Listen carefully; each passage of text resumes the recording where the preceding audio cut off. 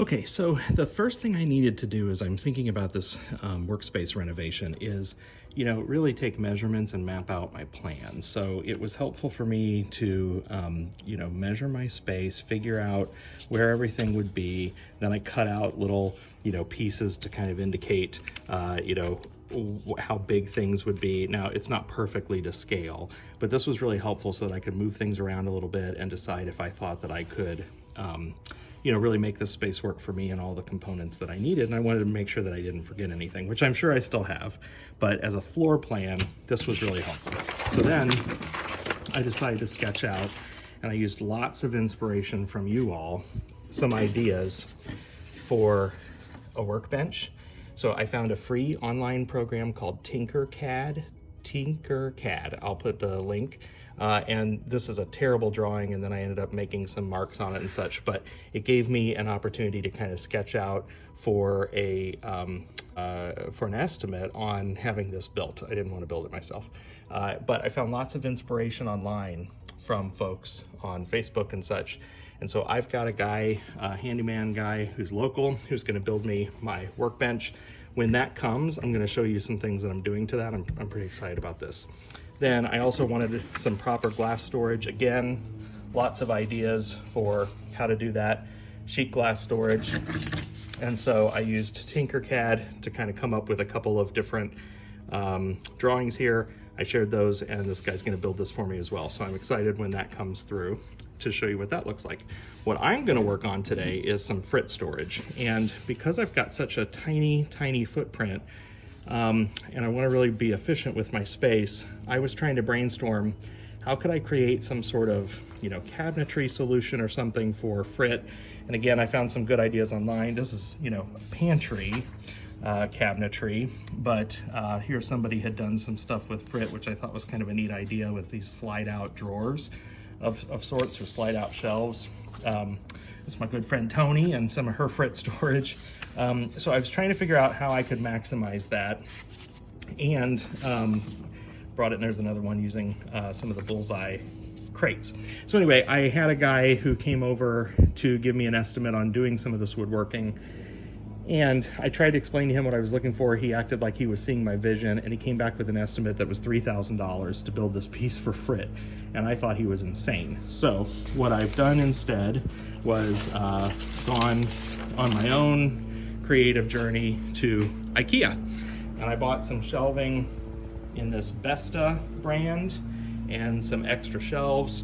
And this would certainly not be approved by IKEA in terms of the way in which I'm about to use these things, but I am going to build myself my own mobile Frit storage, and I'm gonna tackle that today. So I am not gonna film the whole thing, but I will kind of show you some steps along the way.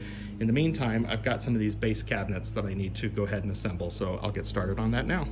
Okay, so the first thing I'm doing is I open this up, and I went to Home Depot and I cut some strips of wood. I'll flash some pictures here so you see what they were. And the intent here, they called it screen, but you can cut them at the Home Depot. Did you know that? They have their own cutting station, and so I could leave all of that mess behind, and I brought these home.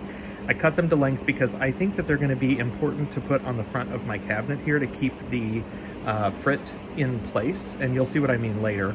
And I really don't care so much about the look of all of this, but my cabinet is a super dark color, and I knew that these would stand out.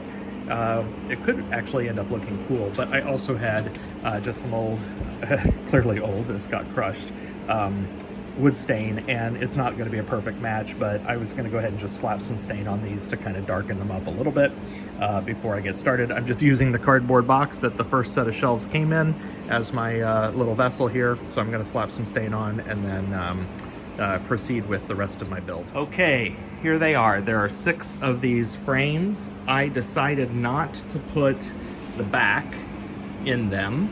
There is a back for them, but I didn't put them in them. And I have a bunch of extra hardware. They give you hardware to mount these to the wall, which I'm not doing. They also give you feet to put on it if it's going to sit on the floor, which I'm not going to use. But I am going to continue to put these together in a fashion that makes this all one unit. So let me start on that, and I'll show you what I'm doing. Okay, so I want to stack 3 of these units together, and in order to fasten them together and make them super sturdy, I bought these metal plates on Amazon. I'll put a link to my Amazon store so you can find them real easily. But I have 10 of these, and I'm going to use them to put these units together into one piece. So I'll show you what that looks like when this is done. Okay, so here's what I've done. I have these brackets that I've put on each connection on each side. So 1, 2, and then there's some on the opposite side, 3, 4. Then I've done one on each of the sides where they connect, where the 4 boxes come together in each joint. I've done that on the other side as well. You can see that. And then I've put 2 down here at the bottom. So I had 10 brackets total. I think that's actually pretty good. I think 10 worked for me. I don't think I need any more. If I get this thing loaded up and I find out it's not as sturdy as I want, I can always buy more, but I think that that worked fairly well. So there are the brackets. Now this is all 6 cabinets put together as one giant piece. And now I'm gonna put some casters on the bottom and stand it up, and I'll show you the next step. Okay, here are the casters I bought. I got these at Amazon. I will put them on my Amazon store as well. I don't know how I got so lucky. They came with these bolts, and the bolt happens to be the exact same fit as the setting that was already in the bottom of these cabinets that was meant for feet. So at least on each one of these, on one, I can go ahead and put in the bolt. I'll screw in the rest of them, but it wasn't quite deep enough, so I did have to put a little spacer in here that I happen to have handy, but any kind of washer or spacer thing that you have would work. So that makes me feel good that this is going to be secure in the cabinet body itself in the original hardware, and then the rest of the 3 will be screwed on. Okay, now I have a super tall, very sturdy, rotating cabinet, and I'm going to start to finish this out. Okay, here it is. It is all done. I have loaded it up with my Frit on both sides. This is why I kept the back out, because I wanted to be able to see a little bit of light through there and allow more light to come through the Frit. Now, I don't know that, I mean, I have more room in here to shove things in if I double up, and you know, not all the Frit bottles are the same size, and some of us have these, you know, random containers and that kind of stuff, but generally it worked. And then bonus, I had a pegboard that fit perfectly on the side of this cabinet, and that was totally by accident. And I'm pretty sure I got that on Amazon, so I will look for that and put that Amazon link in my store as well in case you're interested in that. But that fit perfectly, so that'll be great. Now I can hang some tools on this. This will be rolled up against the wall. It's sturdy, folks. It really is very sturdy. So I'm pretty pleased with how this turned out. Oh, P.S. I did all of these and they look fine. But I just decided I didn't need them. That Frit on those shelves is super stable. I was going to have these on there to kind of help keep the Frit within the shelves, just in case it felt like it was tipping over, or, you know, if it was a little wobbly, but it's so stable they're not needed. So, you know, that was 25 bucks and a little bit of stain and some extra time that I didn't need to spend, but that's okay. I didn't need it, and so, you know, made the project a little easier. Okay, I just totaled it up, and so these frames, now these were at my IKEA in, you know, April of 2022, so who knows how prices will change. But these BESTA frames were $35 each, and I had 6 of them. The shelves you have to buy separate. Those are $10 each, and I ended up using 14 of them. I had the brackets here that were $25. I had the casters that were also $25. And yes, this pegboard is available on Amazon. I just added it to my store. It was a 2-pack for $44.